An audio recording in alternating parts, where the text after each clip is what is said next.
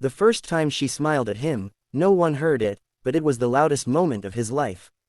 If you've ever believed that the smallest gestures can change everything, stay with me till the end, and if this story touches your heart, don't forget to like and subscribe, because stories like this deserve to be felt, not just heard.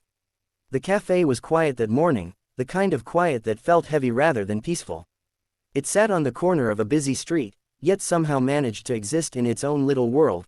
Warm lights, the soft hum of a coffee machine, and the distant murmur of conversations that never quite reached the walls. She always sat at the same table by the window. Her name was Alara. Most people knew her as the CEO's daughter, the silent girl who never spoke, never laughed out loud, and never caused trouble. But what they didn't know was that her silence wasn't emptiness, it was a world full of thoughts that no one had ever truly tried to understand. Alara couldn't hear, she couldn't speak, and in a world that moved too fast, too loud, too carelessly, she had learned to become invisible. Her father, one of the most powerful CEOs in the city, loved her in the only way he knew how, by providing everything money could buy. The best schools, the best tutors, the best therapists. But time, presence, understanding, those were things he never quite managed to give. So Alara found comfort in routine. Every morning at 8:15, she walked into the cafe, ordered the same drink by pointing at the menu, and sat by the window. She would watch people pass by, imagining their lives like scenes from a movie she could never hear. Until one morning, something changed. He walked in with a little boy. The man looked tired, the kind of tired that sleep couldn't fix. His clothes were simple, slightly worn, but clean. His eyes, though, they carried something deeper. Not sadness exactly, but a quiet resilience. The boy, no older than 6, held his hand tightly. They sat at the table next to hers. Alara glanced at them briefly, then looked away, as she always did. Observing without engaging had become her shield. But then, something unusual caught her attention. The boy began moving his hands rapidly. The man responded the same way. Alara froze. They were using sign language. Her eyes widened, her heartbeat quickening, not from fear, but from something unfamiliar, hope. She watched carefully, trying not to be obvious. The boy laughed silently, his shoulders shaking, his face lighting up with joy. The man smiled back, signing something that made the boy roll his eyes playfully. It was effortless, natural, warm. For the first time in a long while, Alara didn't feel like an outsider watching the world. She felt like she might belong in it. The next day, she came earlier than usual. And so did they. This time, she couldn't help it. When the boy noticed her watching, he grinned and waved. Alara hesitated. Her fingers twitched slightly on the table. Then, slowly, almost uncertainly, she raised her hand and waved back. The boy's face lit up like she had just given him the greatest gift in the world. He tugged at his father's sleeve and signed quickly. The man turned. Their eyes met. For a moment, everything seemed to pause. Then the man gave her a gentle nod, and signed, "Good morning." Alara blinked. No one outside her small circle had ever spoken to her like that. Her hands trembled slightly, but she responded. "Good morning." It was simple. 2 words, but it felt like opening a door she had kept locked for years. From that day on, something shifted. They began to sit together. At first, it was just small interactions, simple greetings, shared smiles, the boy, whose name was Leo, eagerly teaching her new signs he thought were cool. The man introduced himself as Adrian, a single father. Leo had lost his mother when he was just a baby. Adrian had learned sign language for him, not because he had to, but because he refused to let his son grow up feeling unheard. "I didn't want him to feel alone in a world full of noise," he signed one day.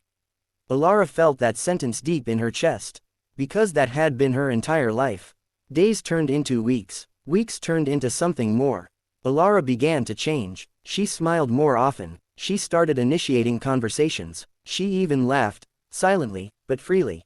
The cafe, once just a place to exist, became a place to live. But not everything was as simple as it seemed. Alara's father began to notice the changes. At first, he was pleased. His daughter seemed happier, more alive. But when he found out about Adrian, everything shifted.